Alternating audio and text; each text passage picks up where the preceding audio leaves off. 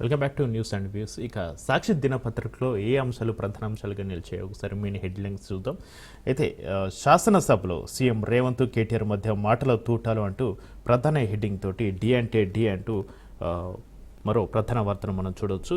ఆరోపణలు ప్రత్యారోపణలు, సవాలు ప్రతి సవాలు, ద్రవ్య వినిమయ బిల్లుపై అట్టుడికిన అసెంబ్లీ. అయితే సీఎం రేవంత్ రెడ్డి, మేము కక్షపూరితంగా వ్యవహరిస్తే కేసీఆర్ కుటుంబం అసెంబ్లీలో కాదు జైల్లో ఉండేది, మీ ప్రభుత్వం కన్నా మెరుగ్గా రుణమాఫీ చేసి చూపించామంటూ సీఎం రేవంత్ రెడ్డి మాట్లాడితే దానికి కౌంటర్గా కేటీఆర్, మీరు ఏం చేయాలని అనుకుంటున్నారో చేసుకోండి, ఏం ఫరక్ పడదు, 100% రుణమాఫీ చేసినట్లు నిరూపిస్తే రాజకీయ సన్యాసం చేస్తా అంటూ సవాల్కి ప్రతి సవాలు విసిరిన పరిస్థితి. మనం ఆ వ్యాఖ్యల్ని మనం చూడవచ్చు ఇక సాక్షి పేపర్లో. అయితే నిన్న అసెంబ్లీలో ద్రవ్య వినిమయ బిల్లుపై చర్చ. ముఖ్యమంత్రి రేవంత్ రెడ్డి, బీఆర్ఎస్ ఎమ్మెల్యే కేటీ రామారావు మధ్య మాటల యుద్ధానికైతే దారితీసింది. సవాళ్ళు ప్రతి సవాళ్ళు, ఆరోపణలు ప్రత్యారోపణలు, వ్యక్తిగత విమర్శలతో గురువారం శాసనసభ అట్టుడికిన పరిస్థితి. బిల్లుపై చర్చ ప్రారంభంలో కేటీఆర్ మాట్లాడుతూ తొలుత కేంద్రంపై, ఆ తర్వాత రాష్ట్ర ప్రభుత్వంపై విమర్శలు చేశారు. కాంగ్రెస్ సర్కారు ఏ ఒక్క ఎన్నికల హామీ నిలబెట్టుకోలేదని, కక్షపూరితంగా వివరిస్తుందని అన్నారు. ఈ వైఖరి వల్ల రాష్ట్రానికి నష్టం జరుగుతుందని వ్యాఖ్యానించారు. ఈ దశలో ముఖ్యమంత్రి జోక్యం చేసుకుని కేటీఆర్ విమర్శలకు తిప్పికొట్టారు. మేము కక్షపూరితంగా వ్యవహరిస్తే కేసీఆర్ కుటుంబం అసెంబ్లీలో కాదు జైల్లో ఉండేదని సీఎం అంటే, మీరు ఏం చేయాలనుకుంటున్నారో చేసుకోండి, ఏం ఫరక్ పడదు అంటూ కేటీఆర్ స్పందించిన పరిస్థితి. ఏం చేసినా పెద్దయినా అంటే కేసీఆర్ ఆయన సీటు ఇవ్వడు అని ముఖ్యమంత్రి అంటే, రేవంత్లో అపరిచితుడు ఉన్నాడు అని కేటీఆర్ ఎద్దు వచ్చేసిన పరిస్థితి. తెలంగాణను బీఆర్ఎస్ అప్పుల రాష్ట్రంగా మార్చిందని రేవంత్ విమర్శించారు. ఆ తర్వాత మాట్లాడిన కేటీఆర్ అదే స్థాయిలో సీఎంపై ధ్వజమెత్తారు. 10 ఏళ్ల బీఆర్ఎస్ ప్రభుత్వం కన్నా మెరుగైన రైతు రుణమాఫీ చేస్తామన్న రేవంత్ వ్యాఖ్యలను ఖండించారు. ఏ ఊర్లోనైనా రుణమాఫీ 100% జరిగిందని నిరూపిస్తే రాజకీయాల నుంచి శాశ్వతంగా తప్పుకుంటారని సవాల్ విసిరారు కేటీఆర్. కేటీఆర్ ప్రసంగానికి అధికార పక్ష సభ్యులు అనేక సార్లు అడ్డుపడ్డారు. దీనిపై ప్రధాన ప్రతిపక్షం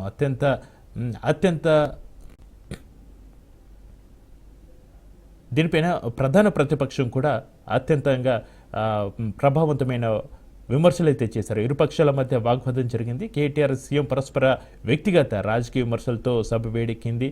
విపక్షం ఆరోపణలకు సీఎం సుదీర్ఘ వివరణ అయితే ఇచ్చారు.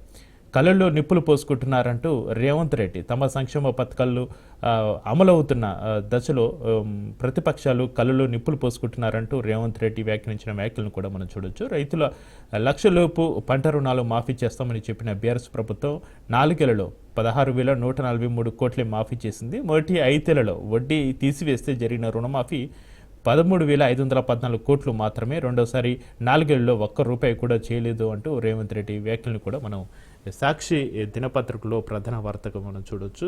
జనాభా ఆధారంగా డీలిమిటేషన్ వద్దు, ఆ విధానంతో దక్షిణాది రాష్ట్రాలకు తీరని నష్టం, సీట్ల సంఖ్య పెంచకుండానే పునర్విభజన చేయాలి, ఇందిరా వాజ్పేయి విధానాన్ని అనుసరించాలి కేంద్ర ప్రభుత్వానికి రాష్ట్ర శాసనసభ విజ్ఞప్తి. అసెంబ్లీలో సీఎం తీర్మానం ఏకగ్రీవంగా ఆమోదం.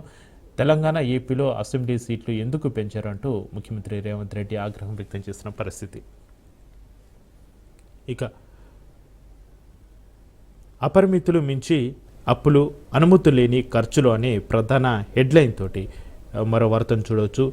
జిఎస్డిపి పరిమితిని మించిన ద్రవ్యలోటు, నిక్రా అప్పులు మంచిది కాదు, 100% రిస్క్, ఎలాంటి అనుమతులు లేకుండా 19,000 కోట్లకు పైగా ఖర్చు.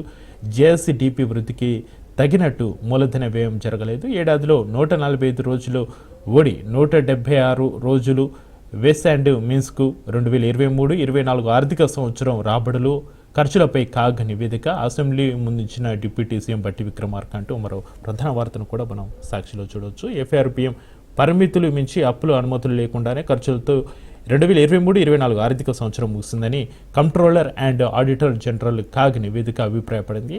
ఈ ఆర్థిక సంవత్సరం ముగిసే నాటికి రాష్ట్ర స్థూల ఉత్పత్తి పరిమితిని మించిన ద్రవ్యలోటు నమోదైందని తెలిపింది. ఇక 2023-24 ఆర్థిక సంవత్సరానికి గాను కాగ్ నివేదికను డిప్యూటీ సీఎం బట్టి విక్రమార్క గురువారం అసెంబ్లీ ముందుంచారు.